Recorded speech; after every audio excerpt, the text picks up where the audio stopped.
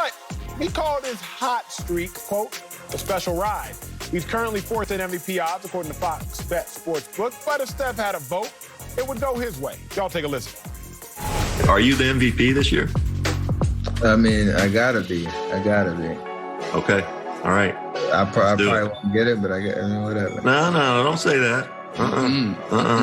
Keep going like this, that nobody will be able to. I'm just you setting keep it. this going. I like to be dramatic sometimes, so I'm just setting the table. So, Sales, is it a good or bad look that Steph campaigned for his third MVP? It's both. It's a good and bad look, but I get it. Steph caught up in between like I'm caught up in between. You got in this culture right now that is about clout chasing for the followers that has been created, you got to do stuff like this. The squeaky wheel gets the oil. I get it. But at the same time, it's kind of weird. It's a tug of war because us from the old school or people who grew up in the old school, before the social media, before you had to go out there and declare yourself the best, that others would do it for you, you're feeling that world shift. And I think Steph Curry got caught up in the middle of it. No longer actions speak louder than words. It's now tweets talk louder than actions. I mean, for real. Like, if you don't pop off, people don't think you popping.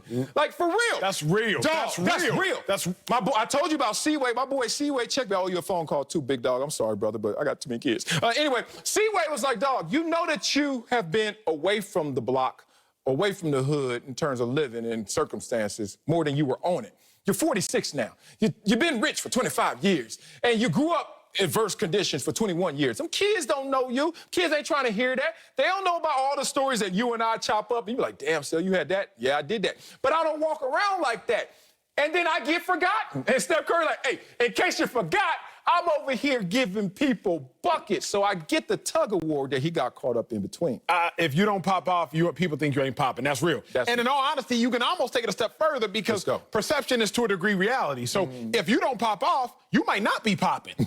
Like, let's call a spade a spade. Like, you almost have to. It's unfortunate, but it's an unfortunate truth. Good or bad look, it's a necessary look that Steph Curry had to campaign for a third MVP. So your boy was trying to go to dinner last night. I was trying to. What you mean trying? I didn't end up going. Why didn't I end up going? Because I was looking at different websites, and I wanted to go to this one spot. It looked fire, but it had a dress code. You had to wear a certain attire, like button-downs and all this other stuff. And I was like, see, even if you get dressed, you might look good, you might look bad, but to go to that restaurant, it was necessary. And that's where I feel like with this Steph Curry situation, it was a necessary look. I'm not going to call it good or bad, but it fit the build for what had to happen. I got to remind y'all, got to remind myself, humans vote on this award, not computers, humans, flawed humans, flawed human mentalities. They vote on this award. Remember, AD was omitted on an all-NBA team list, all 3 NBA team lists by voters, by a voter last year. So, like, it's real humans who can make real mistakes. So Steph Curry's like, hey, I'm going to do my best to make sure y'all don't make no mistakes. I should win the MVP. I probably won't, but I'm at least do my part to try to cover for human error because we all make mistakes. Well, we got to bring in Slick Rick. He don't really make a ton of mistakes, I'll be honest. But what's up, Slick? Is it a good or bad look that Steph campaigned for his third NBA MVP? Well, it's certainly a good look that you guys are taking the track that you are because you're right on it, although you didn't answer the question, so that's a bad look on that end. Necessary look. It's good or bad, not necessary. It's a great look because it's in keeping with who Steph Curry is. He wasn't campaigning. He was joking. He knows how this works. He knows how the media, when he answers this question, however he answers it, he knows it's going to blow up. He knows he won't win the MVP. He knows he can't win the MVP. And he damn well knows he shouldn't win the MVP. But let's have some fun with it. I mean, that's why he said, look, I gotta win it. And then it was, I like to be dramatic sometimes, and so I'm just setting the table. For what? For us to talk about it and for us people to go, ooh, is it good or bad? Is it real or is it not real?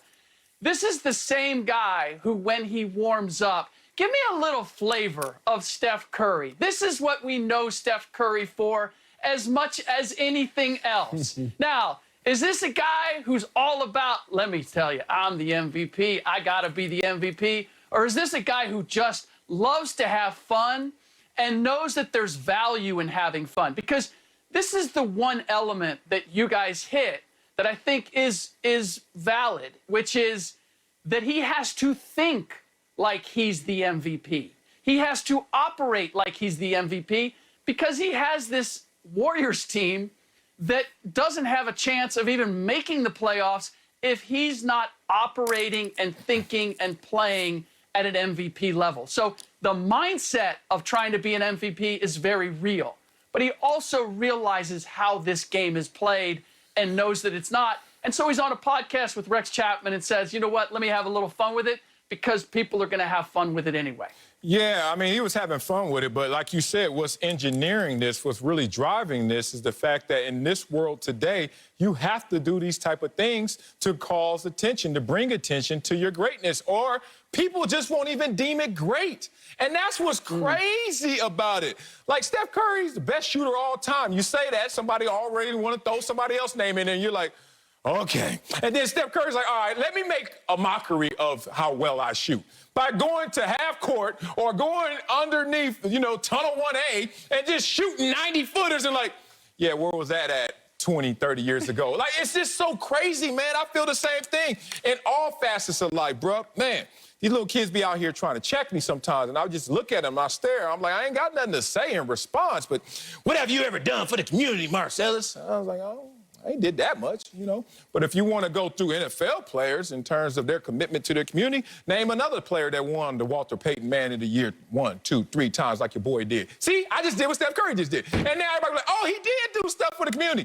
Well, I got to say that. Y'all should already know that. And that's what's crazy. They just want to come up to you and snipe you if you don't say stuff like this.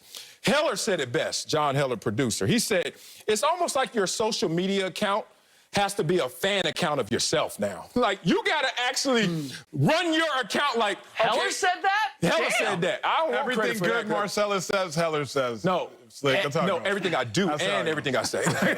Heller is in charge of me. Pull the string. So here's the thing. No, in all seriousness, and that's why, man, I'll be looking at these accounts, I listen to these guys, and sometimes you just want to say, hey, here's the megaphone, me too. And that's what Steph Curry did in this moment. He just grabbed the megaphone and said, hey,